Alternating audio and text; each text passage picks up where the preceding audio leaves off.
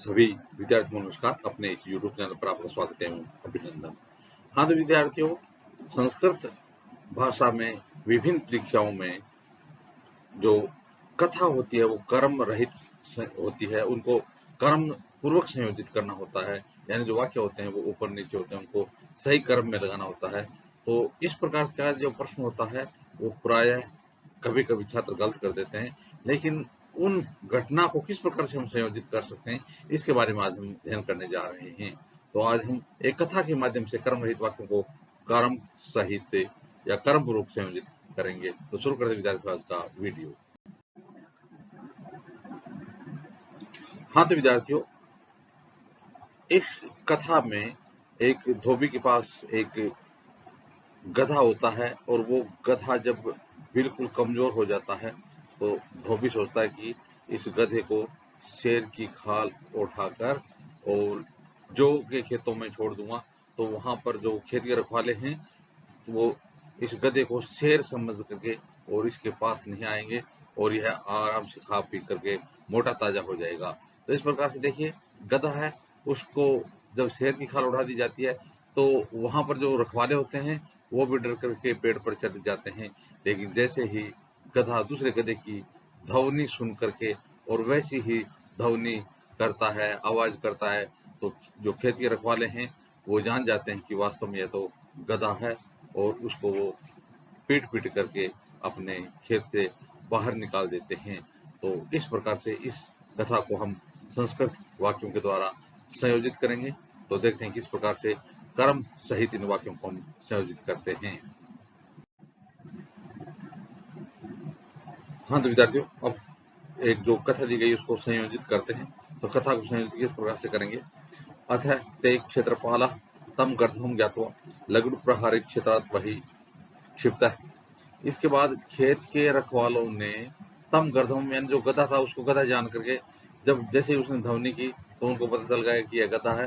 तो गधा जान करके लघु प्रहार लाठियों से प्रहार करते हुए क्षेत्रात वही खेत से बाहर क्षिप्ता निकाल दिया। तो इसके बाद उस उन खेत के रखवालों ने उसको गधा जान करके और लाठियों से प्रहार करते हुए उसको खेत से बाहर निकाल दिया। क्षेत्रपाला चैतम व्याघ्रम मत्वा न निष्कासिष्यन्ति। खेत के रखवाले यानी उस धोबी ने सोचा, धोबी ने क्या सोचा कि खेत के रखवाले हैं उसको बाघ मान करके और उसको खेत से नहीं निकालेंगे। निष्कासिष्यन्ति, खेत के रखवाले उनको बाघ मान करके जब उसको बाघ की खाल उठा दी तो धोबी ने सोचा कि इस गधे को बाघ मान करके खेत से बाहर नहीं निकालेंगे। एकदा रज्जकः अचिन्त्यते यत् गर्दभं व्याघ्रतर्मणा प्रच्छाद्य रात्रौ यवक्षेत्रेषु त्यक्ष्यामि। एक बार धोबी ने सोचा कि गधे को बाघ की खाल उठा करके और रात्रि में जौ के खेतों में छोड़ दूंगा। जो खाने वाले जो पदार्थ होता है ना, जो अनाज होता है जौ, तो उसे धोबी ने सोचा कि इसको यानी इस गधे को बाघ की खाल उठा करके और रात्रि में इसको जौ के खेतों में चरने के लिए छोड़ दूंगा। एकस्मिन् स्थाने कश्चित् रज्जुकावस्थिताम्, एक स्थान पर कोई धोबी रहता था।